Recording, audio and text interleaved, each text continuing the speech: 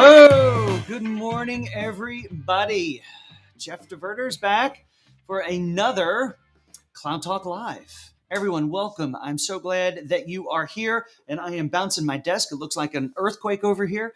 Well, welcome. I'm so glad that you're here. Please introduce yourself in the comments. Well, they're going to show up on my screen over on the left-hand side. I don't know why I'm pointing over there. You point your comments down below. Tell me who you are. Tell me where you are. I'm so glad that you are here. Guys, if you want to get a hold of us over here at the program, just send an email to solve@rackspace.com. And that will come to me. It'll come to producer Daniel, hit the whole crew, which is fantastic. Hey, we see people showing up over there on the side of the screen. That is great. Looks like Drew's here. Welcome to the program, everyone. This month, this episode starts an amazing month. Did you know it's National Women's History Month here in the U.S. And as such, we have taken the point to dedicate every single episode of Cloud Talk Live to women in technology. Folks, it is going to be an amazing month here. We have a group of folks from senior executives, folks who are helping the CEO get things done. I have the chief marketing officer coming in, got folks from outside the company, inside the company, but it's all about the massive impact that women are making in technology today. And hopefully, maybe some of you will share these with your daughters and let them know that technology is an amazing place to have a career. Michael is here from Houston. Sushil, sorry, from India is here. Vashil. Clark Kent's here from San Antonio. Clark, you're a regular now. We're going to have to go out for coffee or something. Get a taco. So this is going to be an amazing month. I hope that you will spread the word as I shine the light on some great women doing some great stuff here inside of technology. All right, Daniel's brought comments up. That's really cool. And I will be posting, probably do it on Thursday, a list of some of the folks who are going to be here throughout the month of March. Philippines. Hey, we got Raquel from the Philippines here. I don't know if I've had Philippines on the program before, so I'm glad that you are here. All right, let's get a couple of these buttons in place. Let's push forward once. All right, so guys, as you know, all of these programs come out on the Cloud Talk podcast, the audio portion of it as well. And, Susan, you like Laura? Laura is awesome. We are so fortunate to have her here. Susan, it's great to see you again. All of these, of course, we're coming out on video on Tuesdays and Thursdays at 8:30 a.m. Central Time, but we take the audio from all of these and put them on the Cloud Talk podcast. So folks, you can, if you miss one of these, you can find it on YouTube or wherever. But if you just want to listen to the audio, just head on over to rackspace.com/solve/97, and you'll get all of the links that are here, and all the things that I talk about, as well as the ability to listen to the audio, or you could just subscribe wherever you find your podcasts. You can find Cloud Talk, so go check that up. Bill, Clark, we're going to have to go do that. Paramavir, I am well. Thank you for asking. I hope you are doing well as well. All right, let's press on. Folks, you know we have a worldwide audience here on the Cloud Talk Live program, and we would be remiss if we didn't call out our friends over in Ukraine. Our thoughts and prayers are, of course, with them as we continue to go about our day. And I also want to call out, if you're not familiar, the tool that we use for coming to you live is a tool called Restream.io. And if you are even remotely interested in any kind of live stream or even online recording, this sort of stuff, I would recommend this tool, especially because it is a Ukrainian-based organization. So while leadership is, I think, here in America, they are also, they have lots of employees over in Ukraine. So our thoughts and prayers are with their employees and their families as they deal with this horrible, horrible situation. All right, with that, let's build on this. I want to talk to you. Of course, all of you are, this is a global audience, but we have lots from the U.S. In the U.S., we have this little organization, part of the government, called the Cybersecurity and Infrastructure Security Agency. Now, guys, this is an organization that is a partnership and geared to be a partnership between government and private industry to help private industry be more secure. Now, as part of what's going on inside of Ukraine, they have put out their elevated threat level, and it's called Shields Up. If you're not familiar with this, you can head over to CISO.org org/shields up and learn all about it. They have on there, they'll detail out exactly what Shields Up actually means. There are major sections. They want to help you reduce the likelihood of damaging cyber intrusion, take steps to quickly detect any potential intrusion, ensure that your organization is prepared to respond if an intrusion does occur, and then, of course, maximize your organization's resiliency should there be an intrusion and something that you have to deal with. Now, they recommend all of this for organizations of all sizes. I can't stress that enough, all sizes. Now, in that first section, that reduce the likelihood of damaging cyber intrusion, I'm going to go over some of the bullet points that are there. I recommend you go over and read all of this information. You'll find it over at rackspace.com/solve/97. We have links to all of this. But in that first section, 1, validate that all remote access to your organization's network and privileged or administrative access requires, wait for it, 2-factor authentication. Please help your organizations be secure and enable 2-factor authentication on everything. Ensure that your software is up to date, prioritizing updates for known exploits. By the way, if you go over to the website, you'll find that there are links to all of these known exploits and vulnerabilities that have been identified by CISA.org, C-I-S-A. Confirm that your organization's IT personnel have disabled all ports and protocols not necessary. And that's if your organization is using any cloud services, ensure that your IT personnel have reviewed and implemented strong controls outlined by CISA's guidance. Sign up for free cyber hygiene services. These are government-provided services here in the U.S. If you're not comfortable with running U.S. tools, I'm sure your governments will provide something similar to this. So, guys, I can't recommend this enough. All right, so that's what's going on. Shields up, everyone. With that, let's move on over into This Week in Cloud and see what the news is. All right, it starts with hybrid versus multi-cloud for federal agencies. This was in an article from a magazine called FedTech Magazine. Of course, not a real magazine. It's a online magazine. Maybe it is a printed one. Who knows? Anyway, I got the electronic version. You can find a whole copy of this if you go over to rackspace.com/solve/97. There will be links there. Farad, welcome. Glad that you're here. Malkit, glad you're here. Mexico's here. Glad to see Mexico. All right, so let's continue into this. Sorry, I got distracted. So Deloitte did in this article, they talk about how Deloitte did a study comparing 2020 to 2021 and the amount of spending that's happening inside of clouds on a federal government level. Fiscal 2020, it was a $6.9 billion spend, but in 2021, it was actually 8.1. So $1.2 billion increase just in 1 year. Guys, multi-cloud is where it's at. There's some really great content inside of this article. And in there, if you go into there, follow through into that link, you'll find there is a multi-cloud and hybrid cloud guide that is provided by the GSA, the General Services Administration here in the U.S., and it is great. It is a great resource. Even if you're not in the federal space, go look at that. If you're concerned or curious about what multi-cloud and hybrid cloud looks like, there's some great pros and cons. There's some great things to think about there.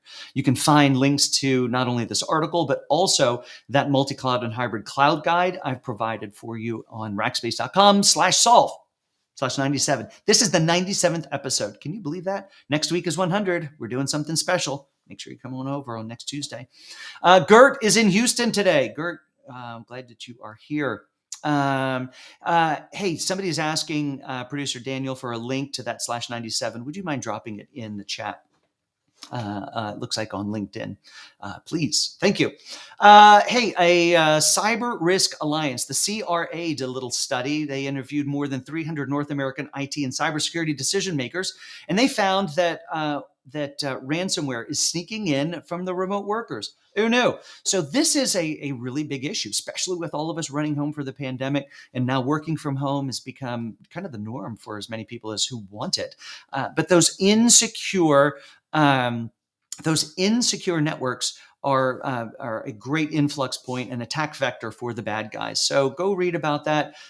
We have some great partners here at Rackspace. I love me some Zscaler. We love several other folks who do some amazing work in this space to help secure your remote network. So go check those out, folks. All right. With that, let us move on to, I'm showing you things you're not supposed to see. There we go. That's how we do this. It's on to cloud releases. I'm going to buzz through this because we are running long, and I'm so excited to get Natalie up here, our first Women in Tech for the whole Women in Tech month.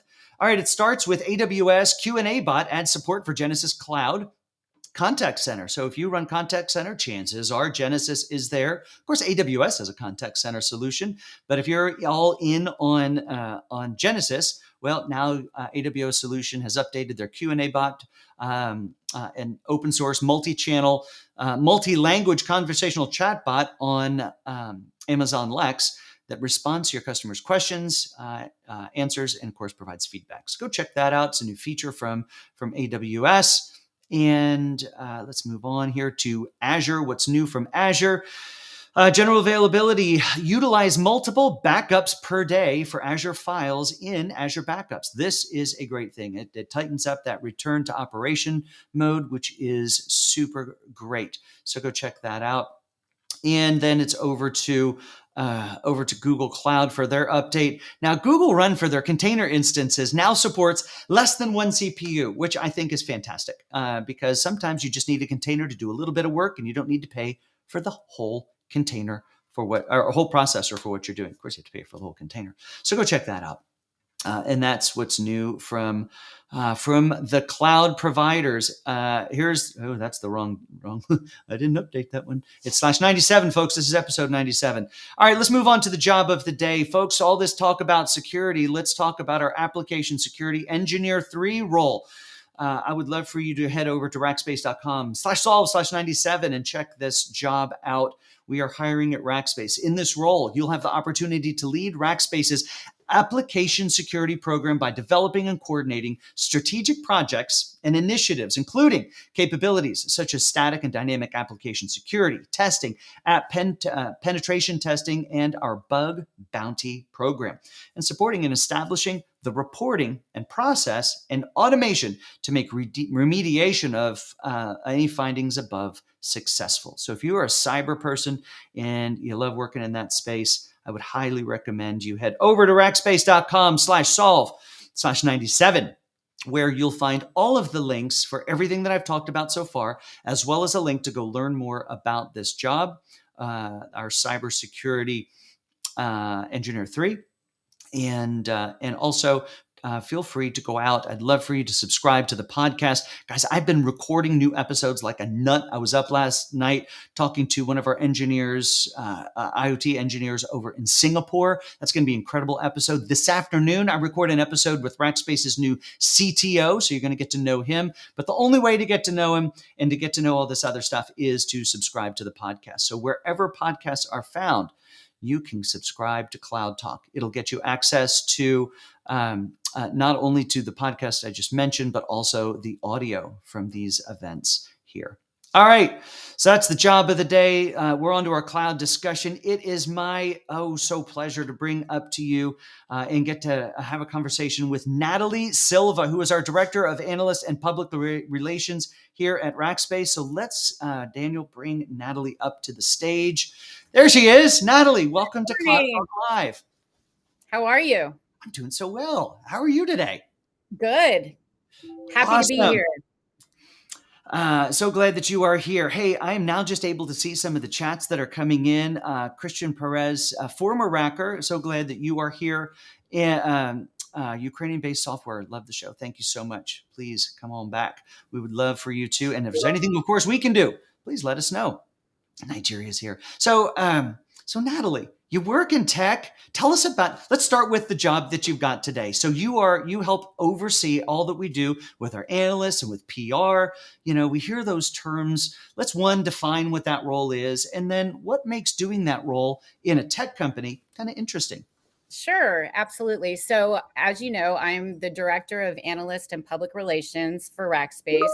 And basically what that means is I oversee all of our PR initiatives, which is everything that we do with the media. Yeah. The cool thing is that I also get to work on contributed articles with Mhm. you, because that's Yes. We become spend a lot of time together. a lot of time together, which is a huge path for public relations now. And then I also oversee our analyst relations, and that's working with our industry analysts so they understand the story about Yeah. Rackspace. And so we work on that very hard as well. That's great. Now, have you always worked in tech, or let's go back to the beginning of the career? Kind of take us through the trajectory. How'd you get All here? right. So I was one of those very fortunate people who went to school for exactly what I wanted to do. So I majored Wow. in communications. I know that's crazy, right? And at first, I wanted to be a journalist, which I think anybody who goes into what we do thinks we want to do that. And then I realized that PR people make more money. So Follow the money. follow the money. So I switched my major to public relations specifically, and I landed my internship at a advertising agency in Louisville, Kentucky. I went to the Oh, wow. University of Louisville, and I worked on everything from bourbon to baseball bats to bowling balls. And so, no, I did not start in tech. And Did you then graduate to anything that started with a C? I mean, that's a lot of B words. a lot of B words. Yeah, I ended up doing the United States Olympic Committee. Oh, That's wow. committee. Yeah. so so that was cool too. But when I was at that agency, I started working for a company that made direct access stock trading software. It was a Hmm. really cool company startup called Tradecast.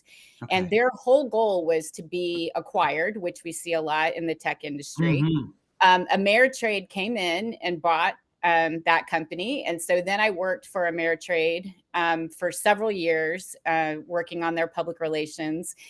And then after that, I went to Fleischman Hillard, and that's what brought me to San Antonio, Texas, Ah, and okay. worked for AT&T. And you might have remembered a little product called Yahoo DSL. Oh, yes. Yes, absolutely. Yep. So that was really my foray into everything tech with AT&T, what we thought was tech at the time. And then I took a little break from tech and went to an oil refiner called Tesoro Corporation. Mhm. And Little company, little yeah, oil. little company. And what was cool about that is I really worked a lot on crisis communications. And that's where I got my love actually for crisis communications. Yeah. It was a great job. And then I went out on my own. A lot of PR people think, Yes. hey, I can do this. Let me just go out on my own for a little while. So Yeah. I went out Everyone and needs to stretch their legs. yeah, exactly. Go out, do PR events. And I found out being on your own is really hard. It is. You're responsible for everything. There's no one to help. Everything. You aren't working, you aren't Insurance. earning. Yeah, that's exactly right. So I did that for 2 years, and then went to Rackspace. That was my first stint at Rackspace in 2010 to 2013. So I'm a boomerang racker. Me Um, too. We should yeah, talk I know about that. you and I were here together the first time around. So That's right. When did you uh, first when did you join Rackspace the first time? 2010. All right, so you were 2 years behind me. I was 2008. Yes, Boy, yes. those were interesting times in tech, weren't they? They were interesting times in tech. And what was really cool then is that we were really, as at the forefront of this. That's right. And it was cool. It was really cool. We were, taking on who are now our partners now, Yeah. the giants in tech. And it was a lot of fun. We were scrappy in a startup and really good times. And then my industry started pivoting. And this is Mhm. really, a big point in my career because I had always done public relations, but then everybody started talking about content and how Right. you needed to be in content, you needed to learn content. And this was the way that we were going to spread, the word. So I left PR briefly and went to an agency called Pace Communications. Yeah. And my client was USAA here in San Mm. Antonio, opened their office That was locally. I And worked for them for a couple of years. yeah, Great so company. their story. Yeah. They have a great story. And so we worked really hard telling the story of USAA through content. And this is, Mm, what you're very familiar with, Jeff. This is contributed articles, this is right. blogs, and really how we use this term in the industry called rope. And that's, report once, publish everywhere. And you see that with me, we Oh sit down, yeah. think of topics, and then how we can use them for pitching a contributed article, take it to the blog, take Yep. it to social, send it out in a press release. So it's really making that one piece of content work really hard for you. That's great. That's And great. now I'm back at Rackspace. And then you came back. So I what did. what drew you back into now? Of course, we think USAA and ultimately they are a financial services organization, Yes. but a ton of tech behind the scenes Yes. to make all of that stuff happen. So I don't want to discount that wasn't a tech adventure, but Absolutely. but let's what drew you back into this world of tech and world of cloud? Well, I think if once you, because you're just like me, you're a boomerang racker. Yeah. Once you've been to Rackspace, you get that bug. There is Mhm. something special about rackers. And Yeah. so when the opportunity came up for this job at Rackspace, I ran. I didn't walk to come back to Rackspace. Yeah.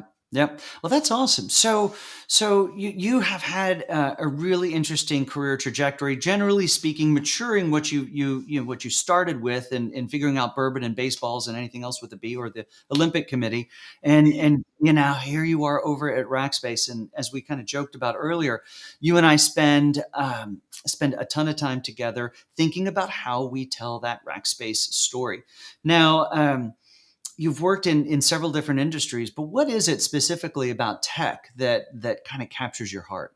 Well, tech's exciting. Tech moves quickly, and Yeah. we see that on a daily basis. The nice thing about tech is that you're constantly looking at new advancements, new things that we're coming up with to do. Sometimes you're doing, what we think in coding as the wild and crazy.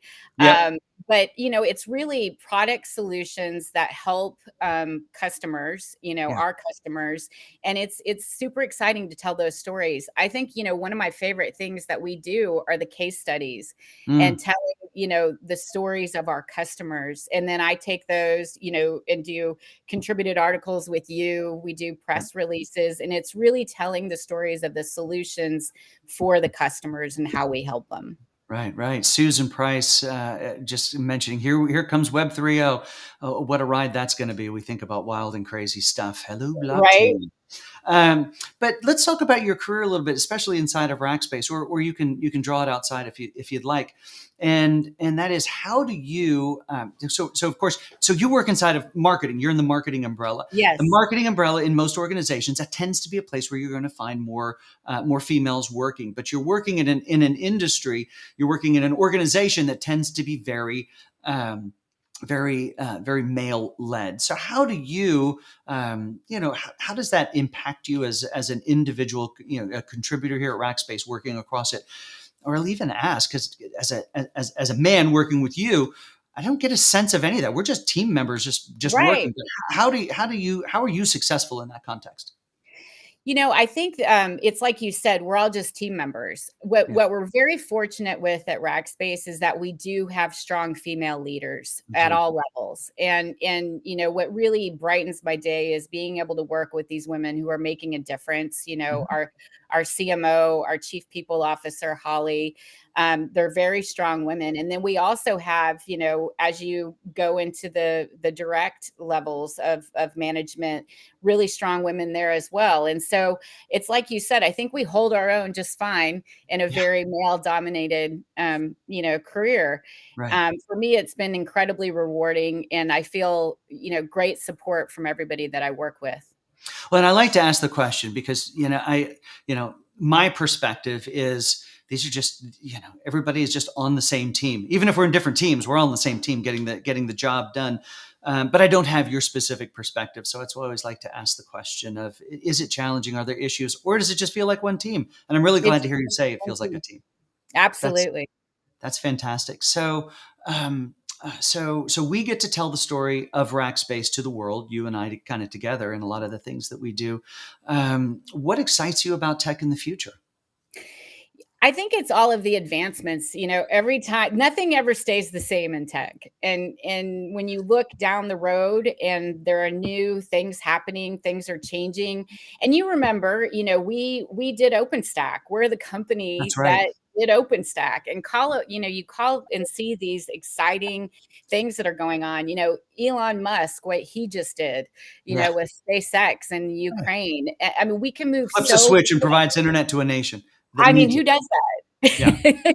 And these are the tech leaders of the world who can do that, and the things that we can pull off. So for me, that's super exciting.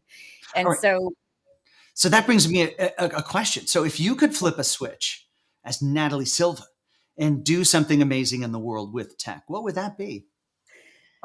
oh gosh, that's a tough question. I know I did not prepare you for that. You did not prepare me for that question at all. One of the things, and I'll go to what I'm working on with my ninth grader in school, Mm, is, a lot of environmental things. mm. I think a lot of challenges that we have with the environment right now can be fixed with tech. And so me, Natalie Silva, if I could take on a cause, it would be that, really, how do we bring together all of these tech companies to figure this out? Yeah. Because there has to be a way that we can do it. So for me, I think that's one of the big challenges. I love that. That's a fantastic cause and mission. All right, so we have just a couple of minutes left. So now let's talk to maybe, if for a second, maybe some younger girls in high school or even younger who are thinking about what their career is going to be. How do you encourage them here, somebody who's been working in tech for a while, that tech might be a place that they would consider, not be intimidated by, and come in and make a massive impact? Yeah, and I think sometimes, as girls stay away from STEM. They Yeah. think it's really, the boys' journey, which I wholeheartedly disagree with that. And I think I would tell girls to embrace it. The opportunities are there, and to really dig into those areas in school that will lead you to a tech career. Because you can do it, and Yeah. you can also do it in, my path, which is through public relations. We were talking earlier about graphic design. The Hmm. job market is wide open in tech for all areas for people. So you don't even necessarily have to get, a degree specifically in tech, but just align yourself to the industry. That is great advice. And I love the fact that you also call out the fact that somebody doesn't necessarily have to go be a coder to work in tech. They can absolutely have a career in and around tech in ways that, just like following your career path, or Casey, who will be on here, who's our chief marketing officer, or Holly, who is our chief people officer and HR and legal officer. Yes. So there are ways to work in that tech industry and thrive as an individual and make a massive impact. You have a great fan club who's come to encourage you here today. We've Yay. these things up. Casey just commented. Mitch. We've got so many people who are here encouraging you. They love you. You are making a massive impact at Rackspace, and I'm so glad that you were willing to be our first Women in Tech for the month of March. So thanks so much for Thank being with you. us I've today. really enjoyed being here, and I want to say hi to my fans. As you can see, a lot of people have shaped my career and impacted my life through my career. So thank you for being here. I appreciate you being Awesome. here. And thanks, Jeff. You bet. So everyone, I hope you have an amazing day. I hope you will share this episode, whether that's just the audio or you can find these videos over on Rackspace's YouTube. They're easy and well organized. Thank you, Daniel, for doing that for us, or even on LinkedIn, wherever you might want to track it. But let's share this. Let's share this month's stories of these amazing women and their impact they're having in the world through tech. So Natalie, thanks so much for being here today. And thanks for sharing your story with us. Thank you, Jeff. Folks, we are back on Thursday. We have I have a slide for this. We have Rackspace's own Chief Information Security Officer who is going to be here. That is, let me push this button right here. There we go. That is Karen O'Reilly Smith. She's been on the program before, and she will be here on Thursday. So come hear her story about working deeply in tech, deeply in cyber. We hope that you'll join us. Natalie, have a great day. Everyone, have an amazing day. Thank you. Bye-bye.